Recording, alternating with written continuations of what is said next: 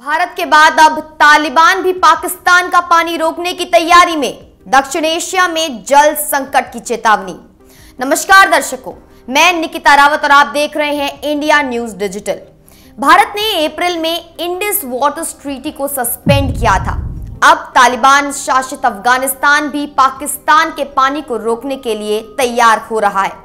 ये एक ऐसी खबर है जो साउथ एशिया में एक बड़े जल संकट का संकेत दे रही है।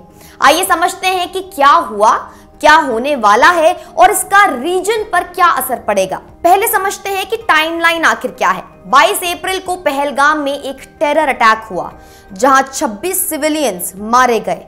इस अटैक में पाकिस्तान का हाथ होने के आरोप लगे। इसके ठीक 24 घंटे बाद 23 अप्रैल को भारत सरकार ने 65 साल पुरानी इंडस वाटर्स ट्रीटी को सस्पेंड कर दिया। ये ट्रीटी 1960 में बनी थी और वर्ल्ड बैंक की मीडिएशन से साइन हुई थी। लेकिन ये पहली बार नहीं है कि भारत ने ऐसा कदम उठाया। पहली बार 1965 के इंडो पाक वॉर के दौरान भारत ने इसे सस्पेंड किया था।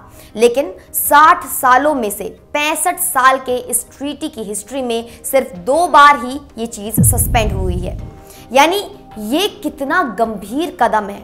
अब अफगानिस्तान में क्या हुआ? तालिबान के सुप्रीम लीडर मौलवाई हिबातुल्ला अखुंजादा इन्होंने सीधा आदेश दिया है कि कुनार रिवर पर डैम बनाना शुरू कर दिया जाए और जितनी जल्दी हो सके उतनी जल्दी ये कार्य पूरा हो।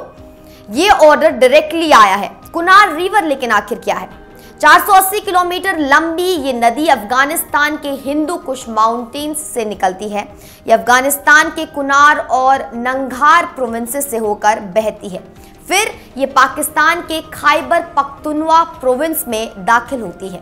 यहाँ इसे चित्राल रिवर कहते हैं। फिर ये काबुल रिवर से मिलती है और आखिरकार इंडस रिवर में जाकर घुल मिल जाती है। इंडस रिवर यानी पंजाब और पाकिस्तान के लिए उनका सब कुछ। तो जो भी कुनार रिवर में होता है उसका सीधा असर पाकिस्तान के खैबर पख्तूनख्वा, पंजाब और पूरे सिंध पर पड़ता है, क्योंकि सब कुछ इंडस में आकर मिलता है। अब सवाल है कि तालिबान ये डैम क्यों बना रहा है? Afghan ministry of water and energy का कहना है कि अफगान्स को अपने पानी पर अधिकार है। यानी अफगानिस्तान अपने नेचुरल रिसोर्सेज को कंट्रोल करना चाहता है। लेकिन असली कारण बहुत गहरे हैं। एक तो यह है कि अफगानिस्तान अपनी एनर्जी सिक्योरिटी के लिए हाइड्रो पावर चाहता है। दूसरा, तालिबान पाकिस्तान से नाराज है। बार बार निरपराध अफगान सिविलियंस मारे जा रहे हैं। अफगान रेफ्यूजीज को पाकिस्तान से खदेड़ा जा रहा है। ट्रेड रूट्स बंद किए जा रहे हैं। तो तालिबान ने सोचा कि अगर पाकिस्तान हवा से हमला कर सकता है तो हम पानी से जवाब दे सकते हैं। एक अफगान सोर्स के अकॉर्डिंग पाकिस्तान अपनी एयर फोर्स से हमारे सिविलियंस को मारता है, हम पानी को अपना हथियार बनाते हैं। तो ये सिर्फ एनर्जी प्रोजेक्ट नहीं है, ये एक पॉलिटिकल और मिलिट्री स्ट्रैटेजी है। लेकिन यहाँ सबसे बड़ी समस्या ये है कि पाकिस्तान और अफगानिस्तान के बीच कोई फॉर्मल वाटर शेयरिंग ट्रीटी नहीं है। इंडिया और पाकिस्तान के पास इंडस वाटर्स ट्रीटी है, लेकिन अफगानिस्तान और पाकिस्तान के बीच ऐसा कुछ भी नहीं है। कोई एग्रीमेंट नहीं, कोई भी प्रोटोकॉल नहीं है, कुछ भी नहीं। इसलिए अगर अफगानिस्तान अपने तरीके से कुनार रिवर पर डैम बना दे तो पाकिस्तान के पास कोई भी लीगल रिकोर्स नहीं है। पाकिस्तान को सिर्फ डिप्लोमेटिक चैनल से ही बात करनी पड़ेगी। लेकिन दोनों देशों के बीच अभी युद्ध जैसी स्थिति है तो डिप्लोमेटिक चैनल्स टूटे हुए हैं। पाकिस्तान पर आखिर इसका क्या असर होगा? बेहद गंभीर। कुनार रिवर ने पाकिस्तान को जो पानी मिलता है वो खैबर पख्तूनख्वा के लिए लाइफ लाइन है। वहां की फार्मिंग, इरिगेशन, ड्रिंकिंग वाटर सब इसी पर निर्भर है। अगर पानी कम हो जाए तो पंजाब और सिंध भी अफेक्टेड होंगे, क्योंकि सब इंडस में आता है। पाकिस्तान पहले से ही वाटर क्राइसिस में है। 2019 में तो पाकिस्तान के पास पानी की इतनी कमी थी कि एक्सपर्ट्स ने कहा कि अगले 25 सालों में पाकिस्तान की वाटर बैंकरप्सी हो सकती है। यानी पानी खत्म हो सकता है पूरी तरह। अब इंडिया ने इंडस ट्रीटी सस्पेंड किया है और अफगानिस्तान भी कुनार पर डैम बनाने जा रहा है। यानी पाकिस्तान के तीनों तरफ से ये जो पानी है इसको लेकर बहुत बड़े और गंभीर खतरे हैं। भारत से जो पानी आता था अब वो नहीं आएगा, अफगानिस्तान से जो पानी आता था वो भी अब कम हो जाएगा। तो पाकिस्तान का सिचुएशन बेहद गंभीर हो सकता है। लेकिन यहाँ एक और चीज दिलचस्प है, इंडिया और अफगानिस्तान के बीच आखिर क्या चल रहा है। इंडिया ने अफगानिस्तान को हाइड्रो पावर प्रोजेक्ट्स में भारी इन्वेस्टमेंट दिया है। सलमा डैम को 2016 में इंडिया ने $300 मिलियन की फंडिंग से बनवाया था। ये डैम 42 मेगावाट इलेक्ट्रिसिटी प्रोड्यूस करता है और 75,000 हेक्टेयर्स को इरिगेट करता है। अब एक और डैम बनने वाला है, शहतूत डैम। इस पर इंडिया के $250 मिलियन की कमिटमेंट है। ये डैम काबुल को 2 मिलियन लोगों को क्लीन वाटर सप्लाई देगा और 4,000 हेक्टेयर्स को इरिगेट करेगा। तो इंडिया और अफगानिस्तान के बीच एक स्ट्रॉन्ग पार्टनरशिप है हाइड्रो पावर के लिए, और यही इंडिया की जियोपॉलिटिकल स्ट्रैटेजी है, अफगानिस्तान को भारत की तरफ करना, क्योंकि अफगानिस्तान का एनर्जी और वाटर सिक्योरिटी इंडिया से लिंक्ड है। तो अफगानिस्तान इंडिया के साथ रहेगा। लेकिन इस सबके बीच पाकिस्तान आखिर क्या कर रहा है? पाकिस्तान ने वार्निंग्स दे दी हैं। पाकिस्तान ने कहा है कि अगर ये डैम बनता है तो रीजन में एक बहुत बड़ा वाटर क्राइसिस आएगा। ये सिर्फ पाकिस्तान की समस्या नहीं होगी, पूरे साउथ एशिया के लिए प्रॉब्लम बन जाएगी, क्योंकि जब तक पानी की समस्या नहीं है लोग शांत रहते हैं, लेकिन जब पानी की शॉर्टेज आती है तो कॉन्फ्लिक्ट शुरू होता है। हिस्ट्री में देखो, जहां जहां पानी की कमी हुई वहां वॉर हुए। एक और इंपॉर्टेंट चीज, तालिबान ने ऑर्डर दिया है कि ये डैम डोमेस्टिक अफगान कंपनी से ही बनवाना है, फॉरेन फर्म से नहीं। यानी तालिबान चाहता है कि ये इंफ्रास्ट्रक्चर अफगानिस्तान का हो, ये चाइना का नहीं, यूएसए का नहीं, किसी और देश का नहीं, सिर्फ अफगानिस्तान का।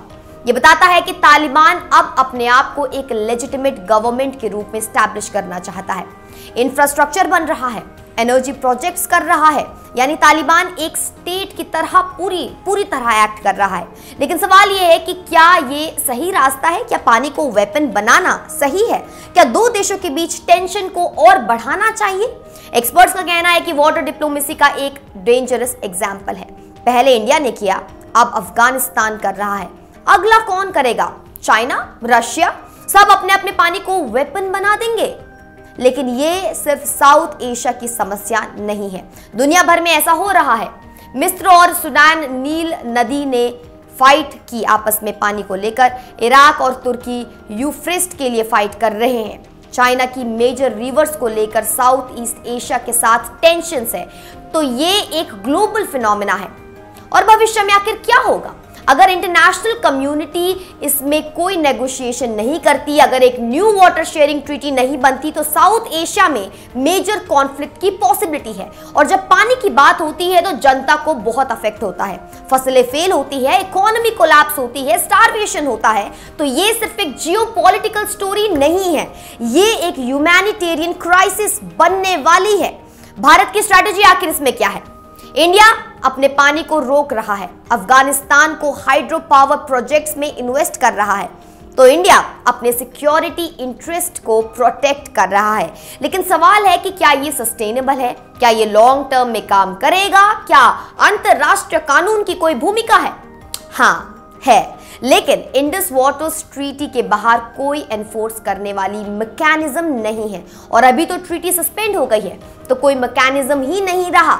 यूनेस्को के convention on international water courses हैं, लेकिन इसे सब देशों ने साइन नहीं किया, पाकिस्तान ने भी नहीं, इंडिया ने भी नहीं।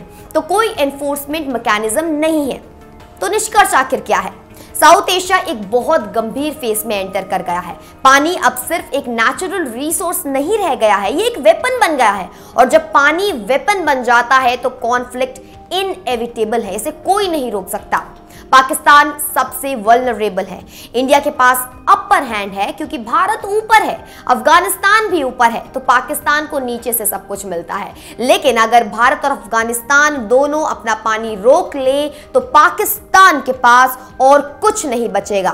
क्या इसका कोई सोल्यूशन है? हाँ है, लेकिन वो सिर्फ तभी पॉसिबल है जब सब देश बैठकर इस पर बात करें।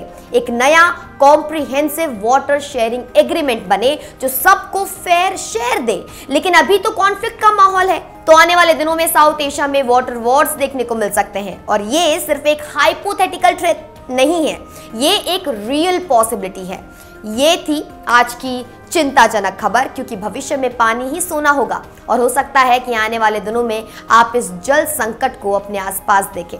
धन्यवाद, बने रहिए हमारे साथ इंडिया न्यूज पर। मैं निकिता रावत फिर मिलती हूँ एक बड़े अपडेट के साथ।